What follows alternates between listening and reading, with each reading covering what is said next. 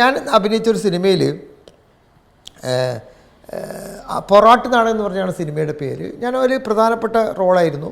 എനിക്കൊരു സംഘപരിവാർ ഗോപാൽജി എന്നൊരു കഥാപാത്രത്തെയാണ് ഞാൻ അവതരിപ്പിച്ചത്. സംഘപരിവാർ മലബാറിലൊരു സംഘപരിവാർ ലീഡർ വേഷമായിരുന്നു എനിക്ക്. എൻ്റെ കഥാപാത്രത്തെ കാണുന്ന സമയത്ത് അദാനി ഗോപാലൻ എന്ന് പറഞ്ഞിട്ട് കളിയാക്കുന്ന ഒരു സൂരജിൻ്റെ കഥാപാത്രം ഉണ്ടായിരുന്നു. അദാനി ഗോപാലൻ എന്ന് അദ്ദേഹം പറയില്ല. ഞങ്ങൾ സിനിമ ഷൂട്ട് ചെയ്യുന്ന സമയത്ത് അദാനി ഗോപാല എന്ന് പറഞ്ഞിട്ട് എന്നെ കളിയാക്കുകയാണ് അയാൾ ചെയ്തിരുന്നത്. സെൻസർ ബോർഡിലെത്തിയപ്പോൾ, തിരുവനന്തപുരത്ത് റീജിയണൽ സെൻസർ ബോർഡിലെത്തിയപ്പോൾ ഈ അദാനി എന്ന പേര് ഒഴിവാക്കണം എന്ന് പറഞ്ഞു. നമ്മൾ ദൈവത്തിൻ്റെ പേരൊന്നുമല്ല കേട്ടോ, അദാനി എന്ന വാക്ക് അദാനി ഗോപാല എന്ന് എന്നെ വിളിക്കുന്നത്, ഗോപാൽജി എന്നാണ് എൻ്റെ കഥാപാത്രത്തിൻ്റെ പേര്.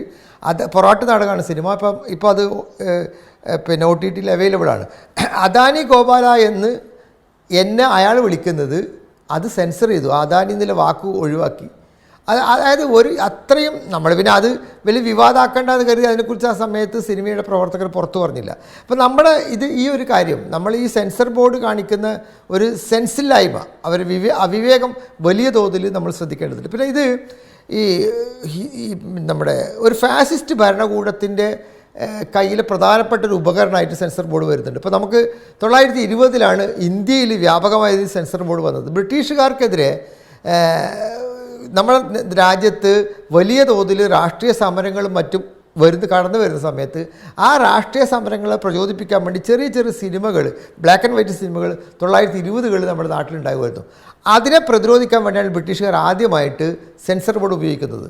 പിന്നെയാണ് നമ്മൾ 52 പിന്നെ സെൻസർ ബോർഡൊക്കെ ഓരോ കാര്യങ്ങളും വരുന്നത്. അപ്പോൾ ഓരോ ഘട്ടങ്ങളിലും ഇപ്പം ഏറ്റവും ഭീകരമായി ഇതിനെ ഉപയോഗിച്ച ഒരാൾ ഇന്ദിരാഗാന്ധിയാണ്. അടിയന്തരാവസ്ഥയുടെ 50ാം വാർഷികം നമ്മൾ ആഘോഷിക്കുകയാണല്ലോ. ഇന്ദിരാഗാന്ധിയാണ് ഏറ്റവും ഭീകരമായി സെൻസർ ബോർഡിനെ ഉപയോഗിച്ചത്. എന്നാൽ 2010 ഇപ്പം നേരത്തെ പിന്നെ നമ്മുടെ മിഥുൻ സൂചിപ്പിച്ചതുപോലെ Shyam Benegal committee report sensor ബോർഡിൻ്റെ വലിയ തോതിൽ വിശാലമാക്കുന്ന രീതിയിൽ 2016 റിപ്പോർട്ട് നൽകിയിരുന്നു കേന്ദ്ര ഗവൺമെൻറ്റിന്. ആ സമയത്ത് കേന്ദ്ര ഗവൺമെൻറ്റിൻ്റെ ഈ പൊളിറ്റിക്കൽ അപ്പോയിൻമെൻറ്റാണ് ഇതിൻ്റെ ചെയർമാൻ എന്നതുകൊണ്ട് രാഷ്ട്രീയ ഇടപെടൽ സാധ്യതയുണ്ട് എന്ന് അദ്ദേഹം സൂചിപ്പിക്കുകയും ചെയ്തിരുന്നു. ഇപ്പോഴും ഇപ്പോൾ കേന്ദ്ര ഗവൺമെൻറ് പല അപ്പോയിൻമെൻറ്റും നടത്തുന്നത്, ഇപ്പം സെൻസർ ബോർഡിൽ മാത്രമല്ല, അതുപോലെ തന്നെ നാഷണൽ സ്കൂൾ ഓഫ് ഡ്രാമയിലായിക്കോട്ടെ, ഫിലിം ഇൻസ്റ്റിറ്റ്യൂട്ടിലാക്കുക, അവിടെയൊക്കെ പക്ക സംഘപരിവാർ ആശയക്കാരെ കുത്തി നിറയ്ക്കുകയാണ്. ഇങ്ങനെ നടക്കുന്നതിൻ്റെ ഒരു വലിയ ദുരന്തമാണ് നമ്മൾ അനുഭവിക്കുന്നത്.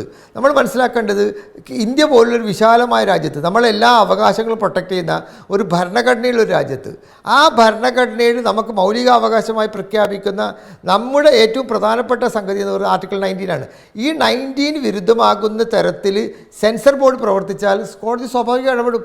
അതാണ് ഇന്ന് കോടതിയിലുണ്ടായ സംഗതി. കോടതി വളരെ വിശദമായി ചോദിച്ചു, രാമനും സീതയും എന്നൊക്കെ ആയിരക്കണക്കിന് സിനിമകൾക്ക് പേരുണ്ട്, അതിൻ്റെ പേരിൽ ഒരു പേര് മാറ്റണമെന്ന് ആവശ്യപ്പെടുന്നത് ആർബിട്രറിയാണ്, ഒരു തർക്കം കാര്യത്തില്ല. അതുകൊണ്ട് തന്നെ ഇപ്പോഴും ഇന്ത്യയിലെ കോടതികൾ നമുക്ക് വിശ്വസിക്കാവുന്ന ഒരു സംഗതിയാണ് നമ്മൾ വിചാരിക്കേണ്ടിയിരിക്കുന്നു. എന്നാൽ ആ കാര്യത്തിൽ സെൻസർ ബോർഡ് ഒരു ഉചിതമായ തീരുമാനത്തിലേക്ക് പോയില്ല എങ്കിൽ വളരെ പ്രധാനപ്പെട്ട സംഗതിയാണ്. പിന്നെ ഇന്ന് തിരുവനന്തപുരത്ത് സമരം നടന്നു, ഞാൻ ഒരു സിനിമാ പ്രവർത്തകൻ എന്ന സൂചിപ്പിച്ചുകൊണ്ട് പറയുന്നത്.